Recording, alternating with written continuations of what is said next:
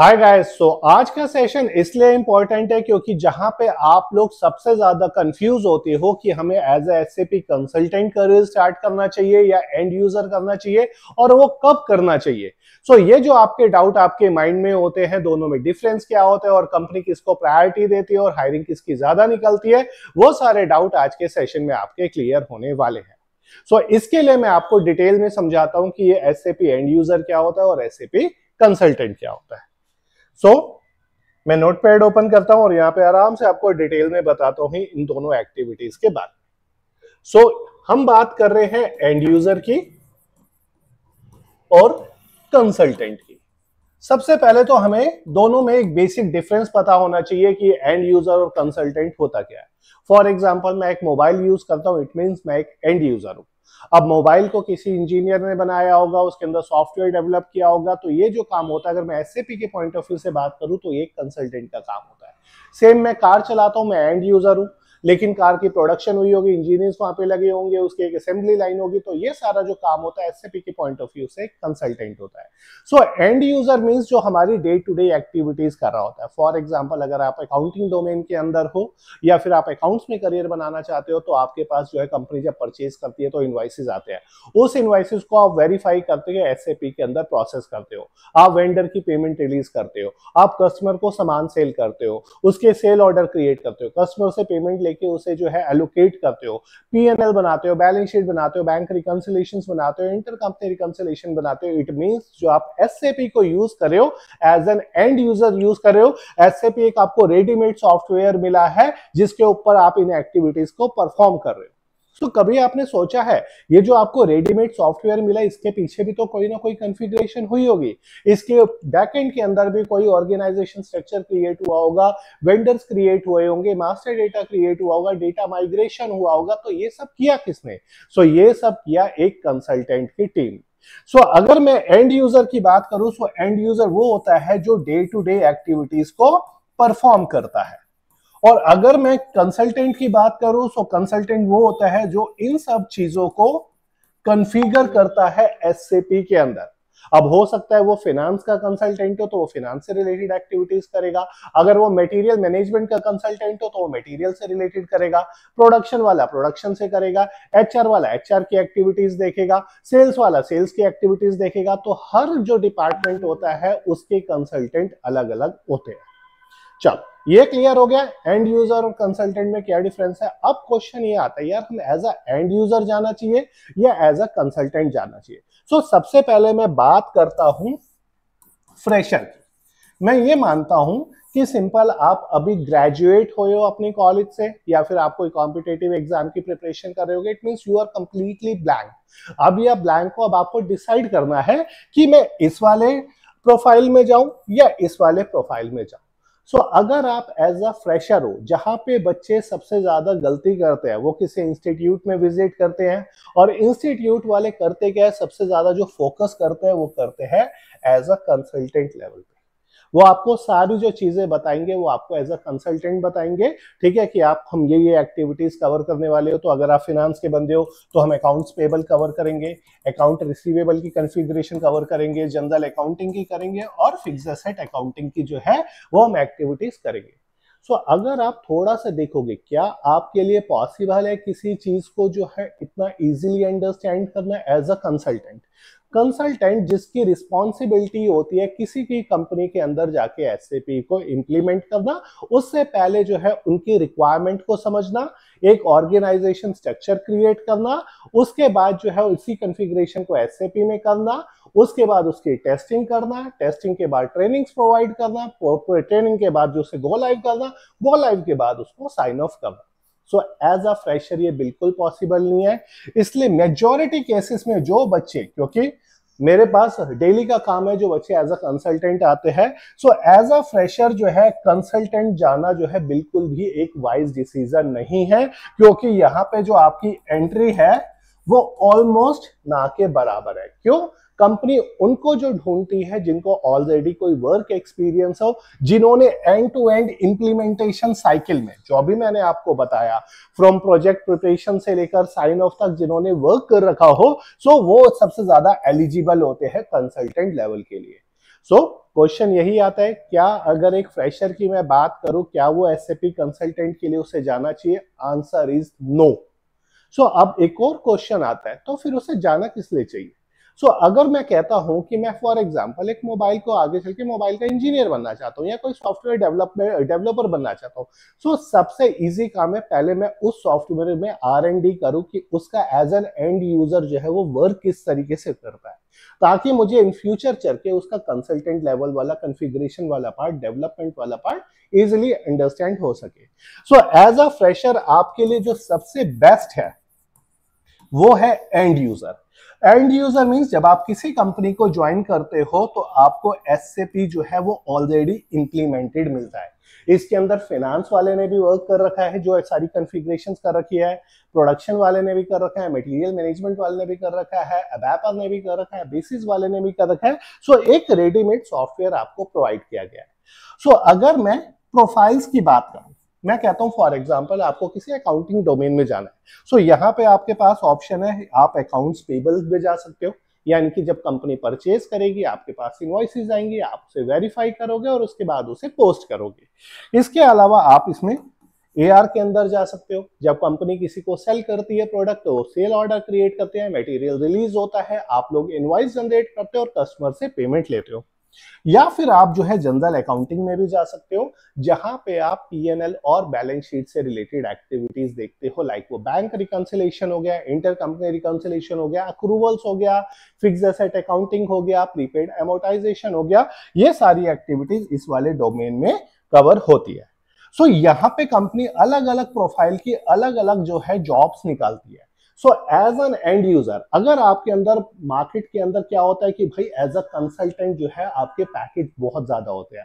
सो मैं कहता हूं इसका मिनिमम पैकेज जो है वो 10 LPA का है। थोड़ा सा बेसिक माइंड अगर आप यूज करोगे, क्या किसी फ्रेशर को कोई कंपनी 10 LPA का पैकेज दे सकती है? Answer is no.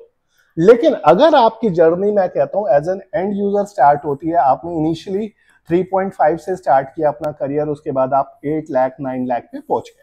अब आपको लगता है एज एन एंड यूजर मैंने मल्टीपल डोमेन्स में काम कर लिया, मल्टीपल प्रोफाइल में काम कर लिया, तब आपके लिए जो है इजीली एंट्री होती है कंसल्टेंट लेवल में। ये जो मैं जर्नी बता रहा हूँ ये एक्चुअल में मेरी जर्नी, मैंने भी as an end user start किया था, मल्टीपल डोमेन्स में जो है मैंने वर्क किया, उसके बाद मैं एज अ कंसल्टेंट मूव हुआ और मल्टीपल प्रोजेक्ट्स पे मैंने वर्क किया रहे और एक अच्छे हैंडसम पैकेज पे पहुंच गया।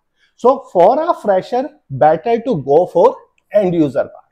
अब एक और क्वेश्चन आता है, हमने एक्टिविटीज तो सीख ली सारी एसएपी से related as an end user, क्या सिर्फ एसएपी ही आपकी हेल्प करेगा? नो, आपको इसके साथ एड ऑन्स भी करने पड़ेंगे, कुछ टूल्स। क्यों? क्योंकि कल को आप एसएपी में आप डे टू डे एक्टिविटीज कर रहे हो एज एन एंड यूजर, कल को आप उसकी एक रिपोर्ट प्रिपेयर करते हो। सो ये रिपोर्ट जनरली हमारी एक्सेल में प्रिपेयर होती है, तो इसके लिए आपको एक्सेल भी आना चाहिए from basic to advance operation. कल को ये जो आपने रिपोर्ट प्रिपेयर करी है, आपको अपने मैनेजर को जो है, मैं कहता हूं कि आपको बताना है कि इस महीने का हमारा एक्सपेंस कितना था, आपको जो है विजुअलाइजेशन करवाना है अपने डेटा को। सो इसके लिए पावर BI जो है यूज होता है। सो अल्टीमेटली अगर आपके पास जो है एसएपी के साथ साथ एड-ऑन्स भी टूल्स होते हैं, it is like icing on the cake, यानी कि एक तरीके से सोने पे सुहागा होता है। क्योंकि बहुत रेयर ऐसे कैंडिडेट्स मार्केट में अवेलेबल होते हैं जिन्हें मल्टीपल टूल्स ले आई, कि एक्सेल हो गया, एसएपी हो गया या फिर पावर BI, इन तीनों की नॉलेज होती है। अगर आपके पास ये तीनों जो टूल्स अगर आप कैरी कर रहे हो, सो आपके प्लेसमेंट के चांसेस उतने बढ़ जाते हैं। सो फ्रेशर को आप इन फ्यूचर आफ्टर 4 इयर्स और 5 इयर्स के लिए आप प्लान कर सकते हो, हाँ मैं कंसल्टेंट बन सकता हूं, मैं बना हूं, बहुत राइट अप्रोच है। लेकिन अगर आप कहोगे नहीं मैंने शुरू में ही कंसल्टेंट बनना है, मुझे शुरू में ही 10 लाख का पैसा चाहिए, हर जो है, अगर आप किसी के साथ एडवाइस करोगे, इंस्टीट्यूट में जाओगे, वो आपको कहेगा कि कंसल्टेंट बनना है आपने, लेकिन एक्चुअल में कंसल्टेंट जो है फ्रेशर की तो कोई इसमें जॉब ही नहीं है। फिर वो आपसे क्या कहेंगे, नहीं इसके अंदर इतना पैकेज लगेगा, इसके अंदर ग्रोथ अपॉर्चुनिटीज जो है वो ज्यादा है। एग्जैक्टली ग्रोथ अपॉर्चुनिटीज हैं, लेकिन किसके लिए है? जिनको एटलीस्ट 4 से 5 साल का जो है एक्सपीरियंस है। एक अच्छा कंसल्टेंट आपसे कभी नहीं कहेगा कि आप कंसल्टेंट से जो है अपने करियर को स्टार्ट करो, क्योंकि पता है उसे एज अ कंसल्टेंट एंट्री लेना it is next to impossible. लेकिन but as an end user entry लेकर यहां पर जाना बहुत ईजी होता है। सो ये मैं अपने पर्सनल एक्सपीरियंस के साथ भी शेयर कर रहा हूं being a SAP consultant. So हमें ये तो पता चल गया फ्रेशर के लिए no to SAP consultant but yes to end user. अब यहाँ पे फ्रेशर को तो क्लियर हो गया भाई, मैं एससीपी भी आना चाहिए, रिपोर्टिंग के लिए एक्सेल भी आना चाहिए, इसके अलावा मैं कहता हूँ मुझे अगर डेटा को विजुअलाइज करवाना है, ग्राफ बनाना है, तो मुझे पावर बीआई भी आना चाहिए। ये मेरे पास अगर टूल्स है तो मेरे लिए कहीं ना कहीं प्लेसमेंट अपॉर्चुनिटी ज्यादा भी है और इंटरव्यू क्रैक करने के चांसेस जो है वो भी बढ़ जाते हैं। अब बात करते हैं वर्किंग के, क्योंकि बहुत सारे मेरे ही अपने कैंडिडेट्स हैं जो मेरे से ये पूछते हैं क्या मैं एसएपी कंसल्टेंट कर लूं। उन्हें 1 साल होता है कि उन्हें ज्वाइनिंग किए हुए, 1 साल का वर्क एक्सपीरियंस होता है, 2 साल का वर्क एक्सपीरियंस होता है, 3 साल का वर्क एक्सपीरियंस होता है, फिर वो मेरे से ही पूछते हैं क्या सर मैं एसएपी कंसल्टेंट कर लूं। आंसर, अब आपको आंसर मिलेगा कि ये किस टाइम पे जो है आपको करना चाहिए। सो अभी मैं इसे क्लियर करता हूं और आपको बताता हूं वो कौन सा टाइम ऐसा होता है जब आपको ऐसा कंसल्टेंट जाना चाहिए। फ्रेशर वाले क्लियर है, don't go for a consultant. अगर आपको कोई भी कहता है नहीं हम आपका इतना पैकेज लगवा देंगे, बिल्कुल पॉसिबल नहीं है। आप अगर एंट्री बैकडोर से भी ले लोगे आपका सर्वाइवल ही बहुत ज्यादा मुश्किल हो जाएगा। अब मैं बात करता हूं कि हमें कब कंसल्टेंट बनना चाहिए। फ्रेशर वाले तो यहां से हट गए, अब मेरे पास बचे वर्किंग कैंडिडेट्स। अब देखो, अगर आप वर्किंग कैंडिडेट्स हो और आपको मैं एक्सपीरियंस ले लेता हूं विच इज 4 to 5 years, और अगर आप वर्किंग एसएपी पे ही हो, यानी कि अगर आप वर्क कर रहे हो, दो में पार्ट में डिवाइड करता हूं, एसएपी और नॉन एसएपी। सो अगर आप नॉन एसएपी भी वर्क कर रहे हो, आपको काफी टाइम हो गया, तो better to go for a end user part, क्योंकि आप लोग कॉन्फ़िगरेशन आपके लिए समझना बहुत चैलेंजिंग टास्क होता है। आप टैली पे काम कर रहे हो, ओरेकल पे काम कर रहे हो, बीजी पे काम कर रहे हो, जेडी एडवर्ड्स पे काम कर रहे हो, लेकिन वो नॉन एसएपी है, तो इसके लिए आप एंड यूजर पहले समझो।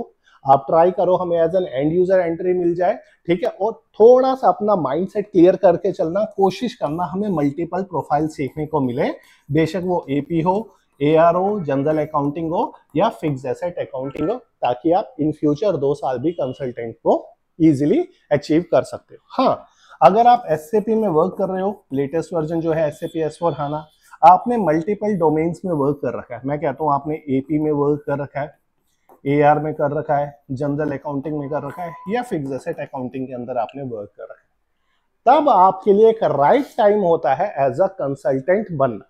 क्योंकि कंसल्टेंट के अंदर भी काफी सारे प्रोजेक्ट्स आते हैं जो मैं अभी नहीं बताऊंगा, अदरवाइज आपके लिए थोड़ा सा ऊपर से चीजें चली जाएंगी। एसएपी की अपनी एक मैथोलॉजी होती है, वो क्या होती है, कैसे हमें जो है डिस्कशन करना होता है क्लाइंट के साथ, कैसे उसकी रिक्वायरमेंट को फुलफिल करना होता है, उसके बेसिस पे कैसे प्रोजेक्ट्स प्रिपेयर होते हैं, ऑर्ग स्ट्रक्चर कैसे बनता है, कॉन्फ़िगरेशंस कैसे होती हैं, उसकी टेस्टिंग कैसे होती है, डेटा माइग्रेशन कैसे होता है, ट्रेनिंग कैसे यूजर को प्रोवाइड करवानी होती है, और फाइनली हमें अपने प्रोजेक्ट को गो लाइव करके साइन ऑफ कैसे करना होता है और एक सपोर्ट टीम को कैसे भेजना होता है। ये सारी चीजें आगे आने वाली वीडियोस में आप लोगों के साथ डेफिनेटली शेयर करूंगा। लेकिन बात हो रही थी नॉन एसएपी वाले वर्किंग कैंडिडेट्स की, गो for a end user part, और एसएपी वाले बच्चे अगर आप इन वाले डोमेन्स में वर्किंग है, बेशक आप एसएपी S/4HANA पे है या फ्यूरी पे है, तो आपके लिए एंट्री जो है वो एक राइट टाइम होता है कंसल्टेंट बनने के लिए। सो आप बेशक जिस डोमेन में भी, आप एफआई में है या फिर आप सीओ वाला पार्ट देख रहे हैं, एमएम वाला पार्ट देख रहे हैं, एसडी वाला पार्ट देख रहे हैं, एचआर वाला पार्ट देख रहे हैं, या कोई टेक्निकल की बात करूं तो अगर आप एबैप में है, बेसिस में है, प्रोडक्शन प्लानिंग में है, देन आपके लिए जो जर्नी होती है वो बहुत ईजी होती है। सो काफी सारे आपको मार्केट में इंस्टीट्यूट मिलेंगे, जैसे ही आप एंटर करोगे सीधा आपको सपने दिखा देंगे, आप एसएपी कंसल्टेंट बन गए, सपनों में आपका पैकेज भी 10 लाख पहुंच गया, ठीक है, और आपको एक अच्छी जॉब भी मिल गई जो possible as a fresher SAP के अंदर नहीं है, ठीक है। सो फ्रेशर एसएपी का कंसल्टेंट पार्ट भूल जाओ। एक चीज और वो लोग कहेंगे, वो कहेंगे हम आपको कंसल्टेंट करवाते हैं और जो एंड यूजर वाला बंदा है या एंड यूजर वाला एम्प्लॉय है वो तो आपकी टीम में काम करेगा। अरे वो टीम में तो तब काम करेगा ना जब आप कंसल्टेंट बन पाओगे, एज अ फ्रेशर तो एंट्री ही नहीं है, तो वो टीम में कब काम करेगा। हाँ, मैं कहता हूँ टीम में काम करेगा जब मैं कहता हूँ उसे 4 से 5 साल का आपको एक्सपीरियंस हो गया, तब आप जाओगे, इजीली एंट्री हो जाएगी। लेकिन स्टार्टिंग इज एंड यूजर। किसके लिए? अगर आप फ्रेशर हो उनके लिए, अगर आप वर्किंग हो, आपको 4 to 5 इयर्स का एक्सपीरियंस है बट आप नॉन एसएपी सॉफ्टवेयर पे वर्क कर रहे हो, तब भी आपको ऐसा पहले सारी एक्टिविटीज को अंडरस्टैंड करना है, फ्लो कैसा होता है। यानी कि अगर मैं बताऊं कंसल्टेंट का वर्क, अगर आप सोचोगे हर कोई बंदा, हर कोई इंस्टीट्यूट आपको सिखाएगा डायरेक्ट इंप्लीमेंटेशन से स्टार्ट करेगा। इम्प्लीमेंटेशन मीन्स आपको एक ऑर्गेनाइजेशन स्ट्रक्चर बनाकर देगा, आपको कंपनी क्रिएट करनी है, कंपनी कोड क्रिएट करने हैं, फाइनेंशियल ईयर बनाना है, ओपन एंड क्लोज पीरियड बनाना है, फील्ड स्टेटस बनाना है, टोलरेंस डिसाइड करनी है, लेजर्स जो होते हैं वो कैसे क्रिएट होंगे, कितनी उसकी रेंज होगी, ये सारा यहाँ से वो स्टार्ट करेंगे, जो एक्चुअल में पॉसिबल ही नहीं है। उससे पहले वाले फेसेस तो वो खा गए भाई। ऑर्गेनाइजेशन स्ट्रक्चर बनता है तो वो दिखता कैसे, आज तक वो दिखा नहीं पाएंगे। ऑर्गेनाइजेशन स्ट्रक्चर में डिस्कशंस होते हैं तो वो किस टाइप के डिस्कशंस होते हैं, क्या क्लाइंट अपनी क्वेरी रेज करता है, क्या मैं उसको जो है उसकी रिक्वायरमेंट को फुलफिल करता हूं, ये वाले फेसेस वो आपको बताते नहीं है। लेकिन टाइम मिलेगा तो डेफिनेटली इन फ्यूचर जब हम वीडियोस क्रिएट करेंगे या वीडियोस जब बनाएंगे तो इसके ऊपर ये वाले टॉपिक भी हम कवर किया करेंगे। So in a nutshell, better for fresher to go for a end user. आराम से 4-5 साल काम करो और ट्राई करो कि आपको अपॉर्चुनिटी मिले मल्टीपल डोमेन्स के काम वर्क करने की। अगर आप एपी में हो तो एआर में मूव हो जाओ, एआर में हो तो आर टू आर में।